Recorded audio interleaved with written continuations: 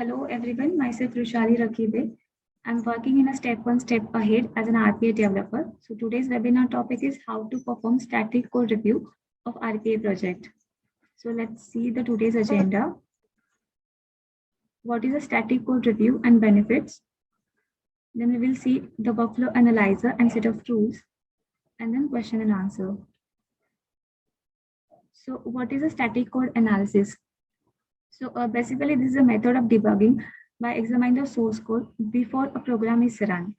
Is done by analyzing a set of code against a set of coding rules. So this type of analysis addresses the weaknesses in the source code that might lead to vulnerabilities. It helps the developer to give the quality work on time, meets the coding standard, and avoid the mistakes. So benefits of an RPA code review. So it ensures the compliance with the established coding standards and best practices. It highlights the areas of code improvements to the developer. Enforce the governance within the board of development framework before developing into the production environment. Provides the ease of mind to CIOs and RPA COE that there are no rules of RPA bots in the production environment. And RPA code review is important to reduce the post-development defects and cost. So this static code analysis done in the UiPath with the help of the workflow analyzer. So let's see what is a workflow analyzer. So when we trigger, the workflow analyzer uses some configure rules set to check the project or file logs, and these errors are found in error list panel, and these rules are according to the UiPath automation best practices.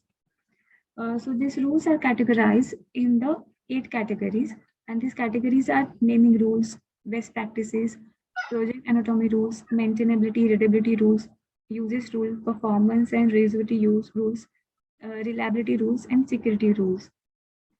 So let's say some rules. So variable naming convention. So this rule check for the specific naming convention of the variable. Display name duplication. It analyzes the display name of activities and determine the repetitive. Variable length exceed. So it checks for a variable length and it will inform us if it exceeds some certain number. Prefix data table variable. This rule check the variable data table variable name. It should start from the dt underscore. Argument default values. This rule check whether the argument use default values. Empty catch block. This rule will check for the empty catch in the try catch. Multi flowchart layer. This rule will check for the flowchart layer in our workflow, and it will inform us if it exceeds some certain number. Empty workflow. This rule will check for the empty workflows in our workflow. High argument count. This will check for the arguments count in a workflow. Undefined output properties. The rule check whether the output properties of a certain activities are declared and used. Project workflow count. This counter lists the number of workflows files by the project folder. Check for the project JSON exit. This will check for the JSON in our project. Main workflow exist. This rule will check for the main workflow in our project. Activity name defaults. The rule checks whether the activities used in a file or project have the default name. Redundant sequences. The rules finds some unnecessary sequences in a project and it will inform us if it is incomplete. If the rule will check whether there are any activities that are empty or contains the activity only if in else branch. Unused variables. The rule checks whether there are the variables defined in the file or project but not used. So let's take one rule example to see the naming convention. So SD/DBP/007, this is the ID. SD will stands for the studio, DBP stands for the design best practices, and 7 is the rule number. So every rule has some name. So here it's a multi flowchart layer. There is a recommendation, contains a suggestion on how to improve your workflow and a link to the documentation page for that rule. Scope is there to refer that the level of which the rule applies. Default action. Rules have a number of actions that can be set, like error, warning, info, or verbose. Like some rules have an editable property. So according to your project requirements, you can customize this rule. So activity project setting. So activity project setting represents a set of change that can be configured at project level and applied to all activities part of project dependency. So with the help of the activity project setting, we don't need to go to each activity level and change the property. So we can just change the property in activity project setting window and it will applicable to your whole project. So we will just see the demonstration of workflow analyzer. So we will see the three use cases and we will check for the three rules like redundant sequences. Second will be prefix relatable variables and the variable length exceeded rule. So here I made a workflow in which it will read the Excel file. It will open the RPA challenge and it will fill the detail. So here you can see the analyze file option in the ribbon. So let's see workflow analyzer setting. So here you can see all the rules of your path automation best practices. You can just filter these rules according to the workflow level, project level, or activity level. You can just filter these rules according to the error, warning, information, or verbose. There's a default action. So according to your project requirement, you can just change it like from error to warning, info, or verbose. You can just check it or uncheck it according to your requirement. So now here you can see the editable property. So variable naming convention. So according to project requirement, the naming convention can be differ. So you can just put your regex expression here. And if you want to restore it, that is also possible. You can just right click it and it's set to default. So let's see by debugging a project. So now I will just analyze a project. Click on analyze a project. So now it's analyzing the whole project. So now we break these rules and this display in error list panel. So these 5 warning are there and 2 messages are there. So if you expand this rule, so here you can see the recommendation, the purpose of this rule. And if you click on the learn more, it will redirect you to the UiPath documentation page. So there you can get all the details of this rule. So we will just now fix this error. Let's like redundant sequences. This error has come because somewhere we have used some unnecessary sequences. So let's double click on it and see. So here 2 sequences we have used, so which is really not necessary. So we'll just drag our activities into one sequence and delete the other one.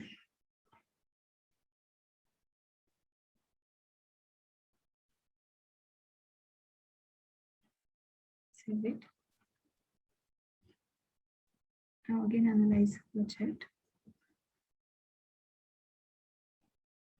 So now you can see that error has gone. Now let's check for the variable length exceeded.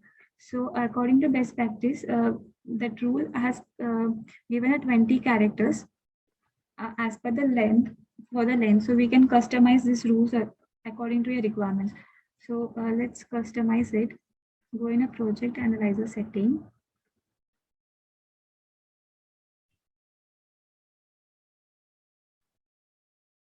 Variable length exceeded. So here you can see the length is 20 defined. So let's make it to the 30. So in this way, you can customize your rules. Click on OK. So we'll again analyze a project. So now these are prefix data table variables. So we have used the data table variable, but we haven't used the prefix dt underscore. So let's give dt underscore.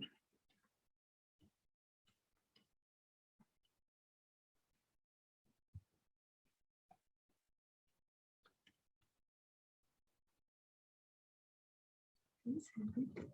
We will analyze the project again. So now there is no error. Now we can see our project has followed all the best practices according to your project requirements. So this workflow analyzer is very important because in a project, of course, there is more than one people will be working. So it's for seniors, it get really time consuming to check each and every workflow that and making sure that every workflow is followed as best practices or not. So with the help of the workflow analyzer, with the help of only one click, we can just check uh, our workflow is followed all the best practices or not. So now we'll just check for the project activity setting. So this is the activity setting in which uh, we will get all the properties of activity level. You can just check change it from here and it will applicable to your whole project. So here you can see the run values and debug values. We can set according to your requirement. And so this property is applicable only when runtime and debug time, and when the activity when the property is kept blank in the activity, then only it will be applicable. So let's take a small example. Log message. Everyone know that default value of log message is info. So if we just set to error, click OK.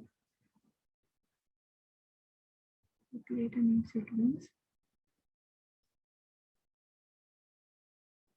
We will just drag log message activity.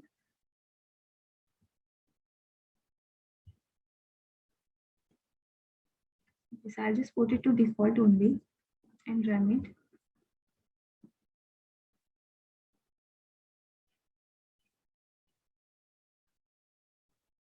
So here you can see by default it took error level.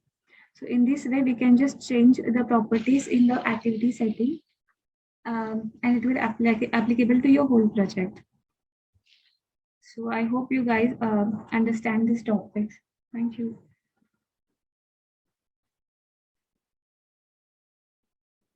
So if you have any question, please ask. So Rushali, is there any limitation for setting the rules? No, there is no limitation. Like we can create our own customized rules also. Okay, okay. So we can create a number of rules. Yes. Okay.